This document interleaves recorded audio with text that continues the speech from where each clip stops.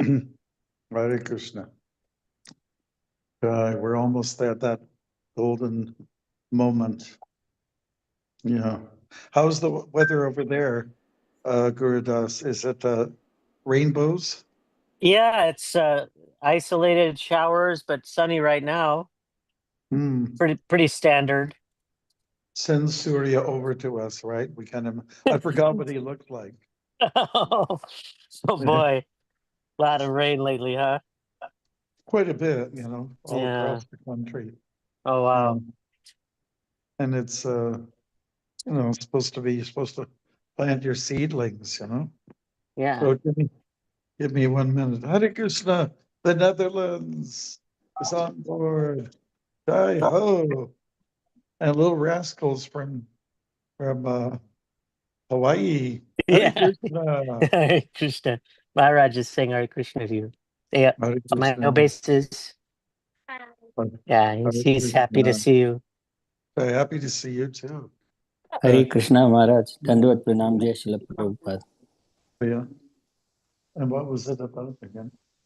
So we have got a model to be installed in the temple because the was too crowded. We only have two changes. One is where we have chairs right now, right in front of the stairs which are getting painted. Mhm. But that won't work because the is super crowded. Mhm. So just wondering if this place would be okay Ooh. because this is inside and I personally don't feel. Ooh. Like, no, that's more private.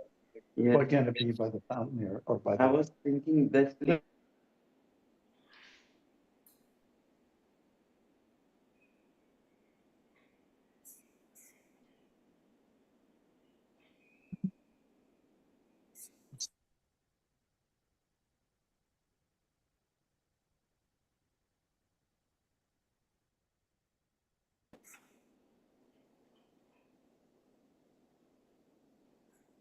Maharaj, you're muted.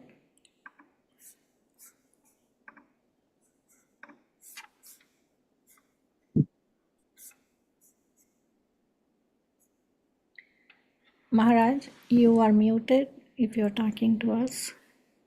Please unmute yourself, Maharaj. Yeah. Okay. Thank you. Hare Krishna. Jai, Denny, how are you? Denny from Ohio. Oh, I'm good, Maharaj. I'm just laying down in a little pain today. I can see you're relaxing like anything. Yeah, I've been in pain. I started that therapy for my back, and it's just been painful. Mm, Oh, yeah. yeah. Hope That's everything okay. is good for you. Yeah, fine. Yeah, I just went to see one of our devotees in the hospital, kidney failure. It's not doing too well. My son has to have a kidney stone removed Oh, next week. He's that's 26. another matter. Yeah, Yeah, so hopefully the one in the hospital does good. I hope they do good. And, I hope they do good. yeah. Good. It's good to see Murali. It's good to see Manasiganga Dharma. Hare Krishna. I guess we'll get to know each other a little bit more through the regular visits that we have every Thursday. Let us proceed with our usual steps. Okay. So we can say together Prabhupada's pranam mantras, the Panchatattva mantra, 5 features of the absolute. Then we'll do the Maha mantra, and then we'll flip over to page 1 for our invocational mantra. All right, everybody ready? Nama Om Vishnu Padaya Krishna Prishtaya Bhutale Srimate Bhakti Vedanta Swamini Namane Namaste Saraswati Devi Gauravani Pracharine Nirvishesha Shunyavadi Paschatya Satarine Sri Krishna Chaitanya Prabhu Nityananda Yadvaita Gadadhar Srivas Adi Gaura Bhakta Vrinda Hare Krishna, Krishna Krishna, Hare Hare, Hare Rama, Rama Rama, Hare Hare. Jai. Thank you very much, everyone. Jai. Now we'll go to page 1 of the Bhagavad Gita introduction. Please repeat after me. Om Jnana Timarandasya. Om Agyanatimirandasya Jnananjana Shalakaya Jnananjana Jananjana Shalakaya Shalakaya Chakshurun Militang Yena Chakshurum Chakshuram Militam Militam Yena Yena Tasmai Sri Gurave Namaha.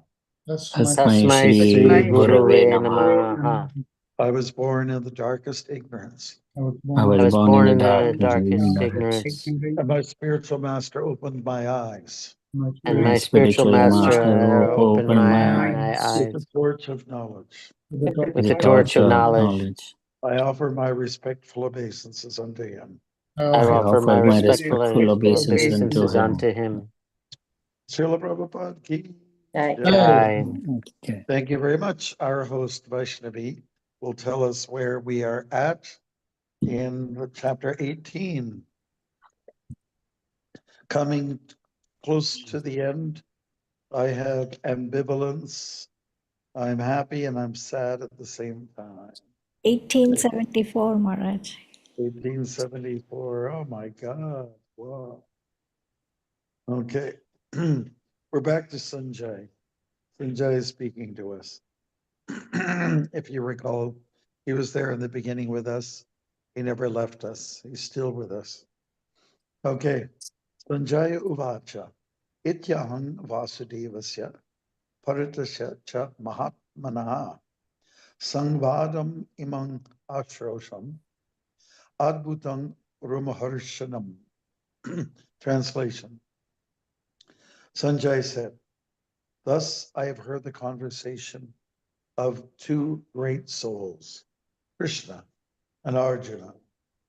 And so wonderful is that message that my hair is standing on end. Hare Krishna. And in the purport, I think we can get maybe 2-3 people to read it. But why don't we shoot for 3? Read it nice and slow and give yourselves like 2 or 3 sentences, okay? Would you like to pick our people, Vaishnavi? Okay. Vasanta, Manasi Ganga, and Dhanraj, please. Hare Krishna. In the beginning of Bhagavad Gita, Dhritarashtra inquired from his secretary Sanjaya, what happened on the battlefield of Kurukshetra? The entire study was related to the heart of Sanjaya by the grace of his spiritual master Vyasa. He thus explained the theme of the battlefield. The conversation was Thank you. wonderful because such an important conversation between two great souls had never taken place before and would not take place again. It was wonderful. Thank you. Yeah, thank you. Okay, we'll just stick to 2 or 3 sentences. Thank you. Thank you. Okay, next person. Hare Krishna Maharaj, please accept my humble obeisances. All glories to Srila Prabhupada and you Maharaj. It was wonderful because the Supreme Personality of Godhead was speaking about himself and his energies to the living entity, Arjuna, a great devotee of the Lord. If we follow in the footsteps of Arjuna to understand Krishna, then our life will be happy and successful. Thank you. Sanjaya realized this, and as he began to understand it, he related the conversation to Dhritarashtra. Now it is concluded that wherever there is Krishna and Arjun, there is victory. All right. Thank you very much, all the readers and all the listeners.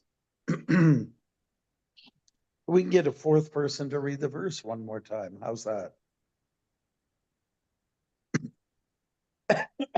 Sanjaya said, thus have I heard the conversation of two great souls, Krishna and Arjuna. And so wonderful is that message that my hair is standing on end. Okay, so conversation is over between God and the soul, but it can be repeated. People keep visiting the dialogue, the conversation again and again. It's just one of those things. And one of the plays that I did recently the age of Kali, we open up with one of what's the famous classical piece? It's an instrumental and it's called Bolero by Ravel. And it's understood that somewhere in the world, someone is playing that music every 5 minutes or so, or more or less, is playing that piece somewhere on the planet. It's very popular. It's got this nice progressive beat to it. And people keep going to it. It's just got an optimism about it. So in the same way, the Gita is there. We've heard that Sanjay, we just expressed it, that he was there from the beginning. We also heard about someone's hair standing on end in the beginning, and that was Arjuna. Of course, it was he was freaking out, if I could use that term. And now Sanjay is, having a same sensation, hair standing on end, but maybe for a different reason. He's just in a kind of an ecstasy. It's an incredible joy, right? Okay, in the beginning also, we started with Krishna and Arjuna. We're more or less ending with them. They've been with us consistently for all this time. The first person who actually speaks within the 700 shlokas or verses of the Gita is the blind king Dhritarashtra. So in the purport, Srila Prabhupada mentions that this is the case, and he's inquiring what's going on. Or in modern day terms, you can say, "Hey man, what's happening?" I like this purport very much. The particular conversation, it is a study related to the heart of Sanjay. Okay, so we also heard about that in the beginning, that Vyasadeva, who's a very empowered being, another soul responsible for delivering the Vedas, empowered Sanjay to be able to see what was going on the battlefield of Kurukshetra. He was the sort of like the turn on button or switch for this all to take place. And he was able to share it. Not only could he hear and see, he could share it with the blind king, at least the dialogue, not the vision. The optics were dead for Dhritarashtra. Although there's a case where Dhritarashtra had a vision of the universal form momentarily. He got a little sample, but for the most part, Dhritarashtra was listening. And for somebody who's blind, if one of your senses malfunctions, the other ones come alive a little bit more. So hearing becomes a very, let's say, prominent sensation. And touching also, touching the different textures. That's what happens if one fails. Anybody who knows the story of Helen Keller, which is such a touching story, took place in the northeast of the U.S. And it was about a girl who was she had everything not working for her, but a kind Dr. Annie Sullivan was her name. She came into the picture, and she was somewhat of a disciplinarian, but she actually helped Helen Keller to, through consistent love and insistence by her guru, if you will, that eventually she just came around and could start to read. She could start to gain some sense. If you ever have, one of my favorite movies of all times is that The Miracle Worker, 1962. There's a scene in there, it looks a little bit like child abuse, but in the old school, it wasn't really. You have to really take a look at that, the miracle that happened. And Helen Keller was a great example of someone who can overcome overwhelming difficulties. So Arjuna is like that too. This was overwhelming. I think we should all understand. I don't know if we can ever fit in his shoes to understand really what's going on here. He's got family on both sides. He's in the crossfire. And his idea was, I'm going to save my people. The best thing to save my own kith and kin is to not cater or steep low to what the aggressors are doing, namely the Kauravas. I'm going to be a peaceful man, more or less. He was trying to be a hippie, you know, more or less.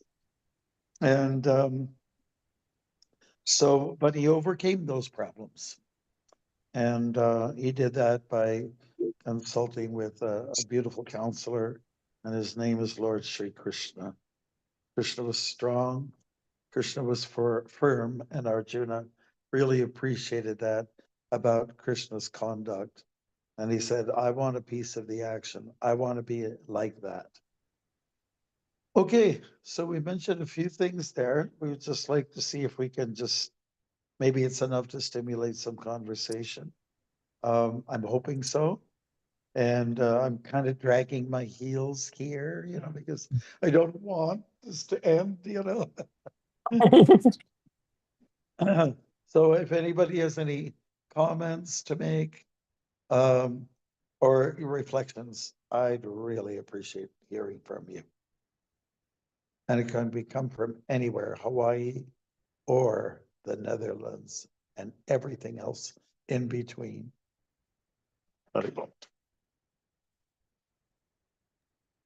Dandavad Pranam Maharaj, Jai Srila Prabhupada. When in the Sankirtan group, when I was in the beginning, and sometimes I get the comments that, oh, keeping Bhagavad Gita at home is not right because, it creates fight. That is, some of the myth. Most of the people I speak to, maybe from India, they have. So I think this verse is very apt where it says that, wherever there is Krishna and Arjuna, the victory is there. So, that really reflects the importance of having Bhagavad Gita and reading Bhagavad Gita. I just wanted to share that. I thought that was really wonderful, and I'm glad you brought it up. The point is that there was conflict. It's more to do with Arjuna's mind. It was stormy inside of him, but the point is, it came to resolve in the end. So if we're worried about having a piece of literature in your house because it's to do with some kind of warfare, well, I'm wondering if the same people, do you have one of those big screens, black screens in your house? Do you sometimes watch things like Gladiator and stuff like that? Where there's a lot of heads are being tossed in the air. What's the other one? 300 or 300, the heads. Do you have that going? Is that okay? That's okay. That's all right. But a sacred text like Bhagavad Gita or Mahabharata, oh, no, no, no. Don't invoke auspiciousness, no. There's a lot of toxic things that people have in their homes, like plastic items, rubber, all kinds of chemicals are in the atmosphere that probably giving everyone cancer, like anything like that, and that's okay. Okay. Don't swim in that lake over there. It's contaminated. But you should go to the pool where there's nice chlorine, I personally don't buy into this, The thing is that there's conflict is resolved in the end, and that's the main thing. When we swing over to the last shloka, you're going to see why it's important to have Bhagavad Gita in your house. It's a deity. It should be on your altar, like the Sikhs, they worship their book. So we should be worshiping our book and giving it a flame, giving it some incense, giving it some food, maybe. I mean, giving the text itself an honor, some glory, Anyways, that kind of mentality that you're describing, Murli, it is actually kind of superstitious, and no pundit or no acharya is going to tell you that don't have that book in there because it'll create argumentation. What I've found is that people who are followers of the Gita people of the Vedic tradition, you know, they tend to be the most common, well, let's say not common, but calm people on the planet. In fact, sometimes they're too pacifistic. Sometimes too calm. One doctor, he's an indologist, Dr. David Frawley. Somebody might know him. He authored a book called Awake Arjun, Arise Arjun, AA. Arise Arjun. Wake up. Do you not know what's going on? It's like Shukracharya and the story of Vamanadev. He's telling Bali, you know, this little Brahmin boy is so cute, and everyone was just mesmerized by him. And the boy asked for 3 paces of land or steps of land, strides, whatever you want to call it. And he was inclined to do that, but Shukracharya stepped in. No, you can't do this, you know. Do you not realize you don't know that the enemy is coming at you? You don't know that this is Vishnu in disguise, and he's there to ruin you and to take everything away from you. You know, so he's giving a warning like that, you know. So the warning is really about material nature. And, you know, so people have a lot of mundane literature, and all kinds of energies are floating in your house that encourages conflict, argumentation, disagreement, hatred, bloodshed, even murder. And I'm just going to say, when I was traveling, second time across Canada, I went to this one place that's called Swift Current. I found it to be an interesting town in the province of Saskatchewan. First of all, I couldn't find any current in the whole town. I didn't see any creek even, and people weren't that swift. Hare Krishna. No offense. But I stayed at the home of a family that was born and raised in Africa. You know, Idi Amin. What's the name of that country? Idi Amin. Uganda. Anybody? What is it? Uganda. Uganda. Uganda. Yeah, we have some Uganda people. Do we? We have some. There's some African folks here born in Africa. Am I right about that? Yeah. Okay. Any case, it was Saturday afternoon, and I had finished my quota of walking. Now it was a rainy day. It was relaxing. I was relaxing, and so was the couple. They were kind of dysfunctional. So he had a big screen in his room, and she had a big screen in her room. And I was just kind of trying to mind my own business. I kind of just leaned over to see what he's watching, you know, and he was watching the wrestling, you know, the wrestling match. I guess, you know, probably from the States, recorded from there. So he was all that kind of stuff. And I watched a little bit of it. There were 2 people in there, they were trying to incite each other. And one man, he really got on the nerve of the other one. And we said something about his mother, you know. So when someone insults your mother, you'll really get angry. There's nothing that's going to disturb you more, right? So then they went at it, you know. So I went, oh, that's interesting. And then I just took a little chuppa walk over to the ladies. Just kind of peeked over there because, you know, the door was open. It wasn't so private, you know. And she had a big screen, and it was like a soap opera from India, you know. And you know what soap operas are all about? It's all about people cheating on each other. When we were little kids, and as early like in the late 50s and 60s, you know, because we went to go to school. Now in the summertime, we weren't old enough to have a summer job, but I was, my mother would have the soap opera on, you know, American soap opera. And I started to look at this, and again, it was kind of stories about unfaithfulness, you know. And I was just thinking, my mother wasn't, she'd do some ironing, she didn't pay full attention to it, but it was just thinking that what housewives did. And in my mind, I was thinking, you know, my parents are quite religious, and the soap operas weren't that religious at all. was all about unfaithfulness and cheating on each other. So if people have a choice, they will, you know, do all kinds of nasty things, undercurrent things, you know. And so don't, I will not buy that concept, that mindset that, oh, you shouldn't have Mahabharata or Bhagavad Gita in there because it'll create a battle warfare. No, it's supposed to solve the problem because Krishna's the supreme psychologist, the supreme psychiatrist. He's there to solve all your problems. Yeah. Hare Krishna. Any other comments, Prabhus? Vasanta?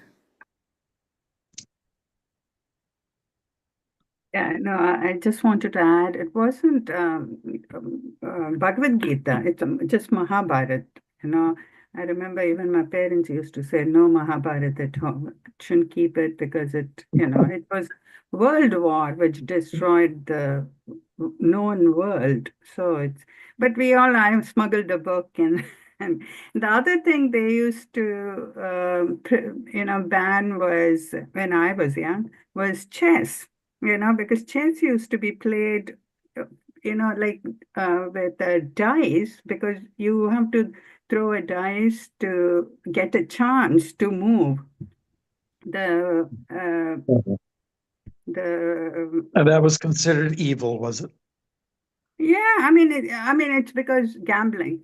And Oh, Taliban last week in Afghanistan banned chess, saying that it's gambling, that it destroyed. They remember, although they become Muslim, but they still remember that yeah.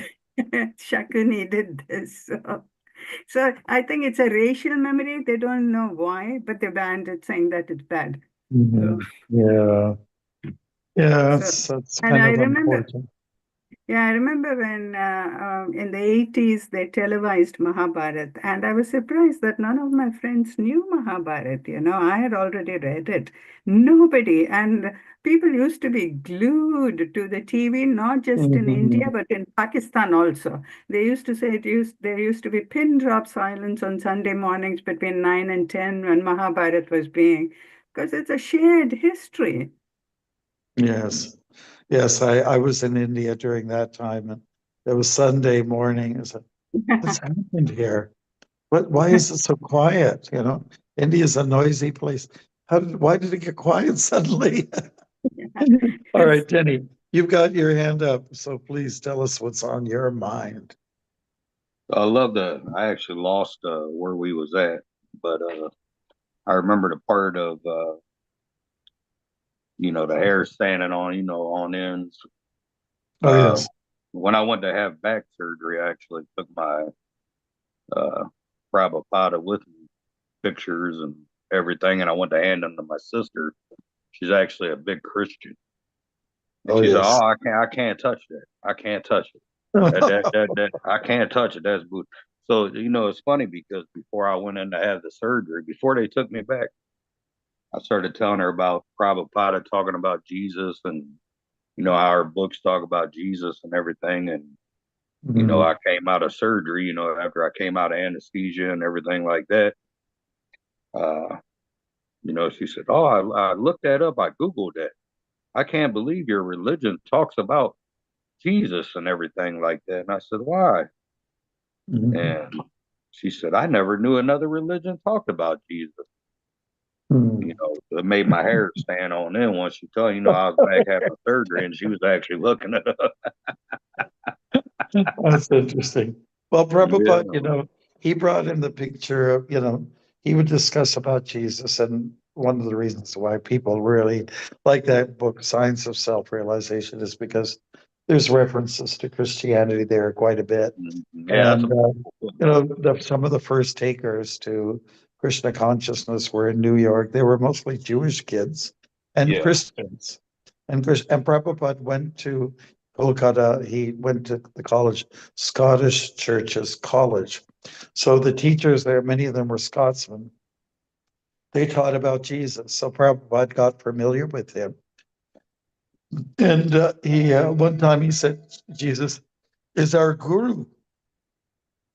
You know, so what brings somebody like Srila Prabhupada to the point where he would say something like that?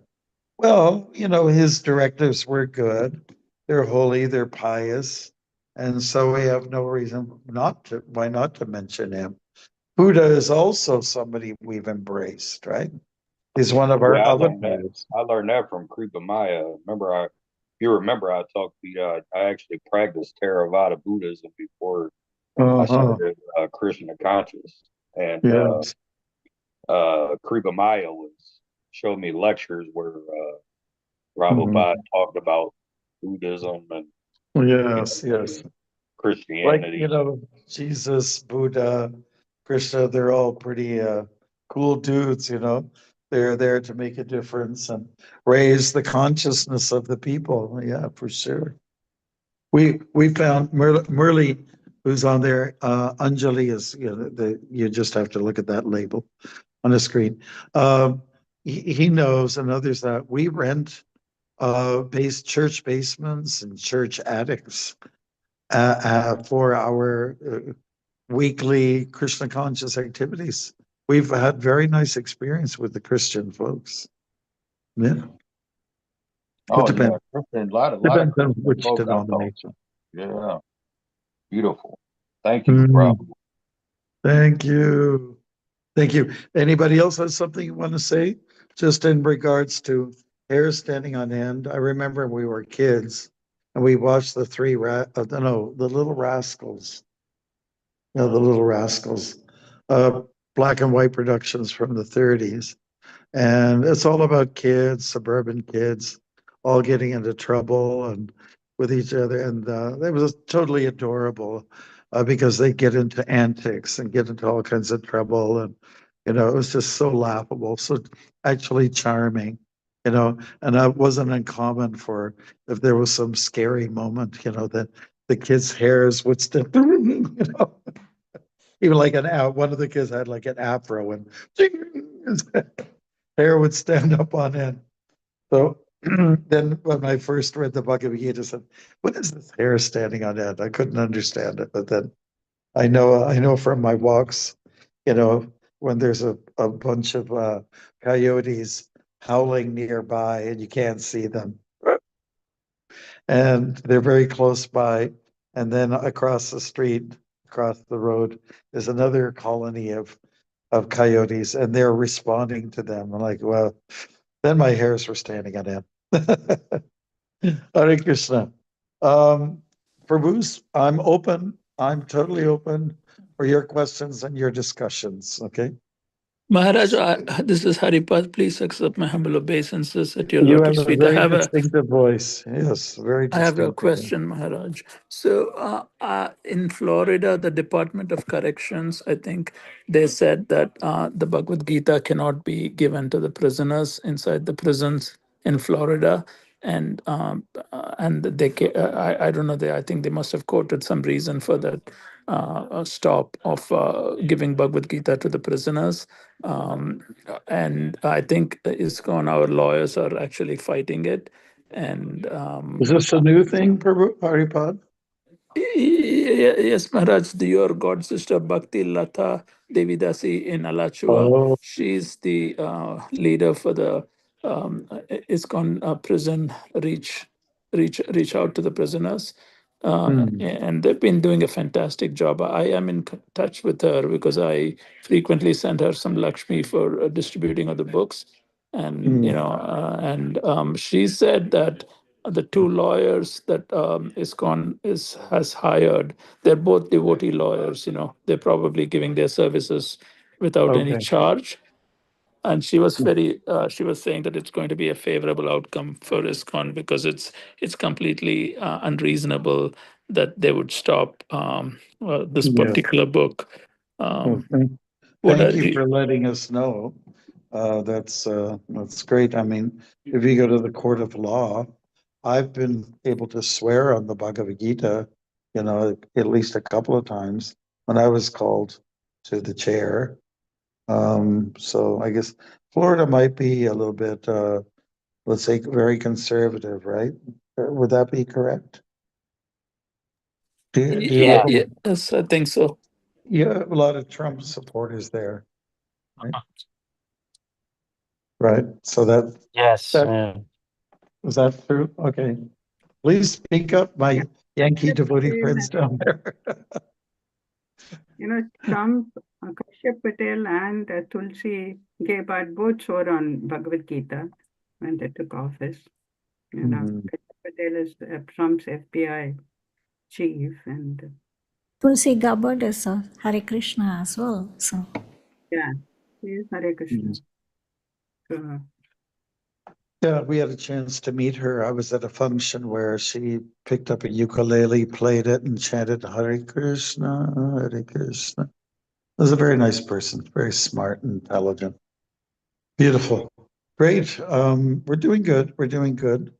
Anybody else have some comments to make on this verse and the purport? Or anything about the characters we're involved with here? There's Sanjay, there's Vyasadeva, there's Dhritarashtra, right? There's Krishna, there's Arjuna, there's a mention of quite a few people. And they have been with us throughout. Yep. Anything else for Ruth? Hare Krishna Maharaj. Maharaj, I would like to say thank you for enlightening us about the importance of keeping the Bhagavad Gita in our altar or in our temple, because I've seen that the Muslims do this very religiously. Like whenever they carry their holy book and there's a stack of other books, they always keep that book on top. And they are so, they have been taught this so very clearly. Whereas, like you said, I was listening to one of my Siksha gurus, and he had said that we have the Bhagavad Gita as it is. And when he went to them and he said, "Do you have a Bhagavad Gita?" It was actually wrapped. It was still in the plastic. So he said, "Haven't you opened it?" He said, "Yeah, it is as it is." So he literally used it as it is. He never even opened it. He said, because it is supposed to be as it is. So now thank you for telling us, of course, besides reading it, but also to keep it in our temple, to worship it, to offer a prasadam and all of that. It's so important because as Murli Prabhu also highlighted the point that there is no difference between Krishna and his words and his form and his mantra. So this resonates very well, that wherever there's Krishna and Arjun, because it is true. I grew up in India. I then did my education in Europe and then Dubai and then Canada. So amongst Indians across the world, there is this mindset, whether it is the Bhagavad Gita, more the Mahabharata, but also sometimes the Bhagavad Gita, that it causes conflict or whatever. But so thank you for Murli for bringing it up, and for you for enlightening us further that this is a scripture that needs to be worshipped and cherished and displayed very proudly. Thank you, Maharaj. Yes, and Prabhu, thank you. And if you go to any household and you open the refrigerator, I'm probably 75% of it is processed food. It's bad for you, gives you cancer, and cancer is like a battle inside. So it's almost like there's we're talking about hypocrisy here. Who are you to say that having a sacred book is bad in the house? Get rid of your refrigerator contents and just go to organic. Even organic, you have to question that. There's so many intoxicants in the atmosphere. It's insurmountable, and it's not just a book about this and that. It's a really, when you look at the water we're drinking and the food we're eating and the smells we're taking, the materials that your house is made up of, it's all very intoxicating. It's very intoxicating. I'm wondering if those Orthodox people that you're talking about that shouldn't have any Mahabharata or Bhagavad Gita in their house, is there some rum drinking going on? How many, like, okay, we're holy Hindus, so we're not going to eat any cows, but what about chicken? What is tiki chicken? Tikka. Do you ever eat that? That comes into the house, and that's okay. That's violence right there. So, I mean, if you're going to be like Puritans, then be Puritans. Don't be double standard in this area. Don't impose upon people a dupliciousness in this regard. Okay, good. Any other comments on this shloka? Maharaj, Yes. Dandavat Salgrois to Srila Prabhupada. So I just a comment and maybe a question or something for you to comment on is I do think related to that prison thing in Florida, I think I saw that it was the justification they used for that was to do with it's on a battlefield. And so the idea was that it would promote violence. But I think what a lot of people don't understand is the significance of why it's spoken on a battlefield. And maybe you could speak to that a little bit for the group, like, because my understanding is that there is a very deep meaning to why Krishna spoke this on a battlefield. The battlefield means life and death experience. Right. And it's where people give a lot of attention when they're at an optimum attentiveness. And so we look at what the good and the evil. When you look at chapter 16 of the Bhagavad Gita, there's a clear division, a big line marked to separate the good from the evil. So I think that's got universal values, beneficial. So I think it's just a bad interpretation, and And isn't all of material life in this material world, just living in this material world to some extent, you're like always in a state of battle or conflict, yeah? Just for survival and for understanding where you are. The most important thing for us to glean from the Bhagavad Gita's message is that God is telling you have to fight evil. You have to fight adharma, that which is against piety, that which is against the natural order of the world, which is what dharma stands for. So it has to be explained, to some of these folks, I guess. And I guess the lawyers are working on that. There's a lot of misunderstandings. I think I told you the story where, in Russia, there was some nuns were complaining. They took us to court and they said, look at this Krishna, he's got so many wives, and or he's got so many girlfriends, this is immoral. And so then the person who's cross-examining one of the nuns, they said, so you are a nun, and what does that mean? He says, that means I'm married to Jesus, okay? So that says, how many nuns are living in your convent? Oh, we have quite a few. And are all of them Jesus's brides? He says, yes, they all are. And then the lawyer said, I rest my case. You understand what I'm saying? That's awesome, Maharaj. That's awesome. Isn't it? Yes, it is. Yeah. So Krishna has many children. I mean, it's a little hard to say. You can't even, challenge Muhammad on it because he had many wives or, female friends. And then, because they'll attack us and say, well, what about your Krishna? And that dance that he does in the nighttime with all that. So it's hard to explain. Well, Krishna is really of a transcendent nature. So it's a little bit hard to argue these things. Ravinder Swarup, you've got your lotus hand up, I think. Hare Krishna Maharaj, I have a question. I was Sure. wondering, Arjuna is in a very special position. That's why, he's close to Krishna. Krishna gave him this mercy to reveal this confidential knowledge to him. But what exactly, why was this privilege also shared with Sanjay in a way? Like, what was his role? Well, Sanjay's really got a clean character. So as far as we understand, somebody had to be the medium whereby this wisdom could be told. He was blessed by the best, and that's the Sandamini. That's her favorite mantra that I hear from her. She's on here. Am I not right about that? Blessed Yes, by the Maharaj. best. Yes, Maharaj. Krishna That's the Nandini. Cleveland So, Bhakti Tirtha, that's His the Holiness Cleveland Bhakti Tirtha theme. Maharaj. Yeah, blessed by the best. Okay. Ready for the test? People used to say Holy Toledo, and I was wondering, I don't know what's so holy about it. I have to walk through there and find out for myself. Okay, so the thing is that Vyasadeva is an extraordinary personage in our tradition, and there was some tie between these two people. He was the guru of Sanjay, and Sanjay happened to be within the family. Don't forget, it's all within the family.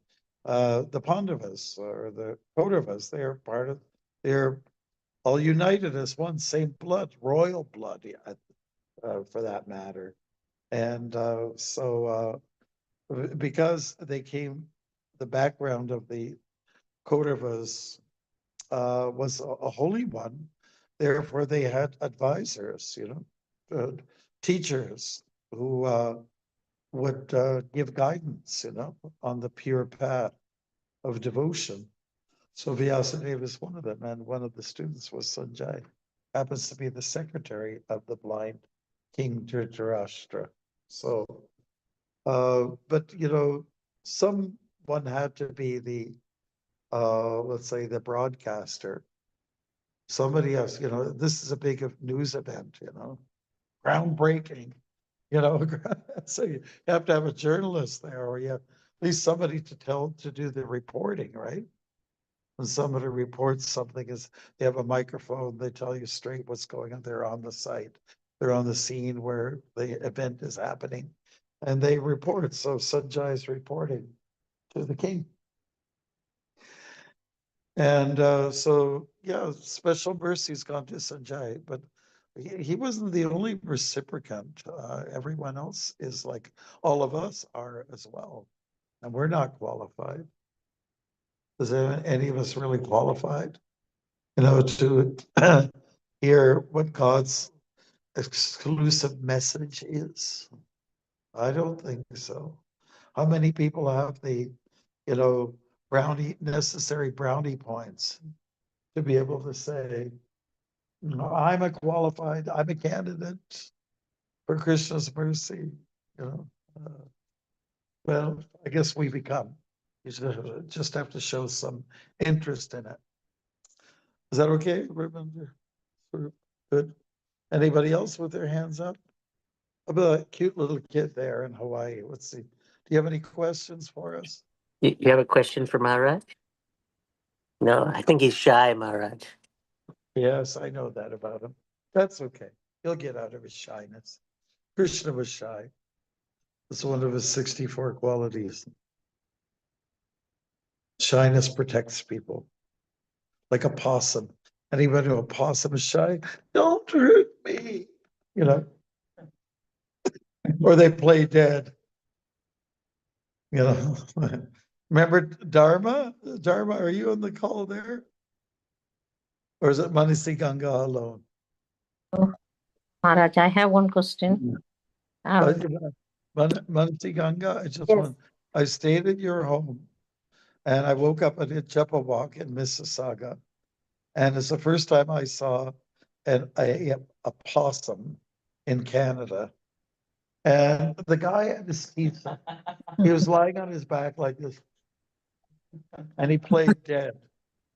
And I saw an apple nearby. He was chewing on an apple. Okay. Yes, you told us, Maharaj.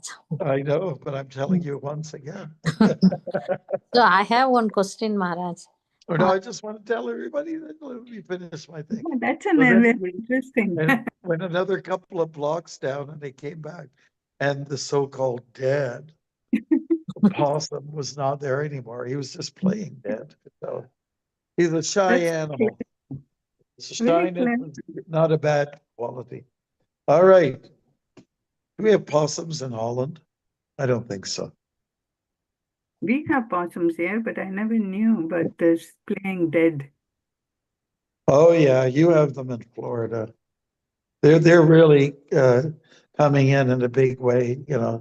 across the border in Canada. And, they don't have to deal with the customs officers. They're so very lucky.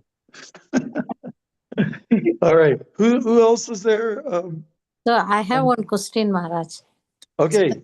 In this Yeah. conversation, what realization got by Dhritarashtra? I'm sorry, what about Dhritarashtra? How did Dhritarashtra realize by hearing Krishna's message? He learned early in the conversation, or when Sanjay was describing the conch shells blowing, on the side of Krishna and Arjuna, the conches were blowing very loudly. That caused the hearts of the Kauravas to shatter. So it was Bhishma first, right? And other representatives, they were blowing their conches. And it was loud and uproarious and very stirring. But when Krishna and Arjuna blew their conches, it shattered the hearts of the sons of Dhritarashtra. So right at the beginning, Dhritarashtra says, oh my God, that doesn't sound very good. So he was, the message that came to Dhritarashtra was not very auspicious in the beginning. He realized he had to be humble. And he lost all of his kids, all of his children, every last one of them, not one remained. So he was defeated, and you can imagine how depressed he was. But we consider him a hero because he and his wife Gandhari went to the north. They went to the Himalayas, Haridwar, and so on, and they slowly, spent their last days up there in a renounced way. So Dhritarashtra, I would say that he became heroic, eventually, because of his hearing from Krishna, right? He heard Krishna's words and Arjuna's questions. Again, Dhritarashtra is very lucky. He's like Sanjay. How did he get in that front row? Honestly, how did he get there? What's his qualification? It was because of him the war went on. He said, green light. He gave a green light to his son, Dhritarashtra. I'm seeing. Why was Dhritarashtra?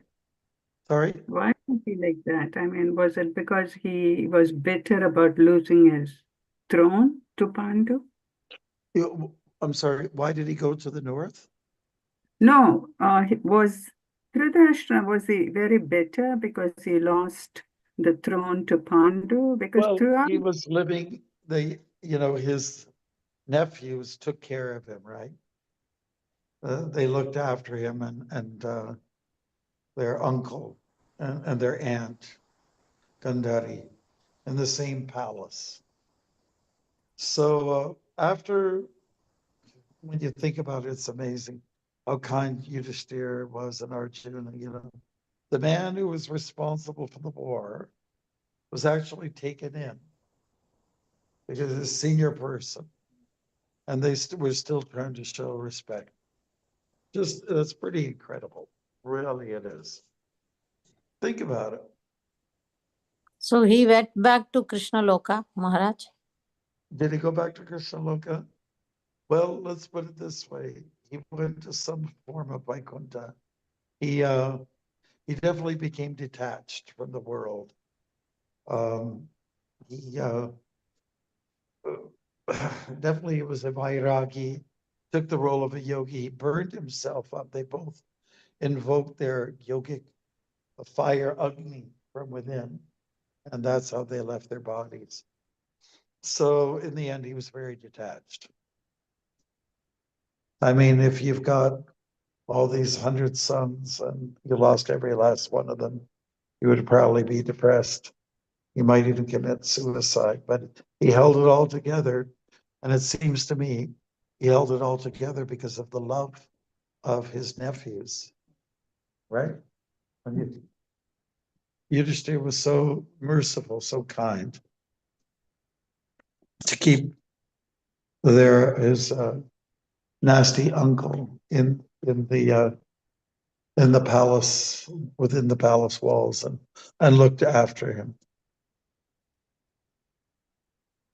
Okay. Thank you, Maharaj. Yes, thank you. Anybody else? We still have a few minutes. I guess what we can do takeaways right now. All right. So please put your little takeaway thoughts, have it in your head, and be ready to open it up and share it with all of us together. I think we're all here. Arjun's still with us. He sort of blanked out. I think that's an appropriate word. Blanked out when you only see their circular white head and the shoulders. Blanked out. No offense, Arjun. No offense. I think Nina has a question. Okay, well, let's go at it quickly. We want everyone to. No, I don't have a question. I just want to give the takeaway. Oh, I'm ready there with you it. go. Take away. Take her away. Yes. Go ahead. I was just thinking like about Gita. So my takeaway is also related to Gita. It's like I'm stating like Gita knowledge is amazing. Gita knowledge is amazing. Very nice. I like it. How many words? All right. 4 Gita words knowledge would is do, okay? amazing. 4 words? Okay. I have one. Have Mahabharat at home. Nice, Okay. Maharaj. That's fantastic. Yes, Maharaj, I have Mahabharat at home also. Okay. Especially the middle, for the heart of the Mahabharata is Bhagavad Gita, right? Yes, yes. Okay. Others, Vaishnavi, you got to help me with this. I really need help. Dhanraj. Desperately. Dhanraj. Go. Bhagavad Gita inside Mandir. Bhagavad Gita what? Say it Bhagavad again. Gita inside Mandir. Inside Mandir. Okay, Chai.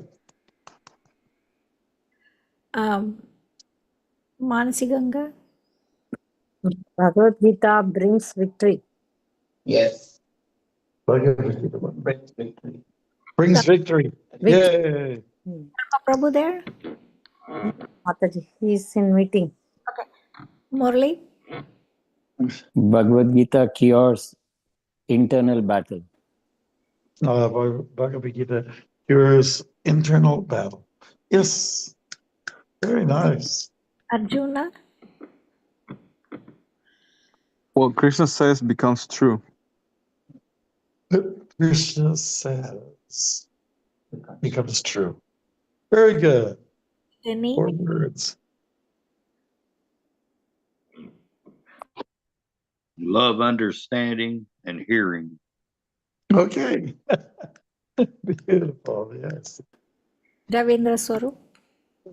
Vaishnavas are always victorious. Vaishnavas are always victorious. Okay. Very good. Guy Gaura Prabhu? Maharaj, Bhagavad Gita is great knowledge. Bhagavad Gita is great knowledge. Yes. Very good. Why not? Subhavaneshwari? We surrender to Krishna. Surrender to Krishna. Jai Ho. Arjuna, did you say? Yes. Okay. Gurudas? Worship the Bhagavad Gita. Worship the Bhagavad Gita. Yes, very good. Nice. Haripad? Conversation between great souls. Conversation between great souls. Okay. Nice. Namacharya and Vaibhavi? Hairs stand on end. Hairs stand on end. Okay, all right. That was a strong image that we pulled out there. Yes. Hey, Bobby, you have something. Gita's message so wonderful. Okay, bravo. Pune,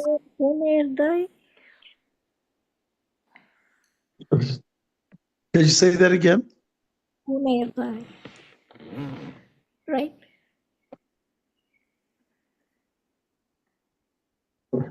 Just The waiting devo- for, Go ahead. waiting for a response. Go ahead. Please go ahead, Punar. Yes. She's trying to unmute. Oh. Press that button there, that red microphone. She got it. Yeah, now, yeah, go ahead, please.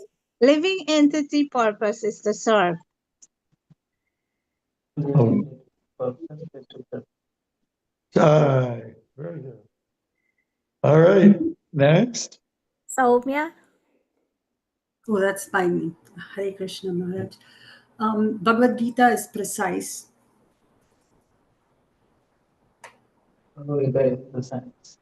Hi. Very good. Vasanta. Hare Krishna. Bhagavad Gita explains the eternal mystery of this universe. Okay. Nice. I think everyone has said. Is it? I have Uddhava here. Okay, please. Krishna, the perfect counselor. Oh, nice.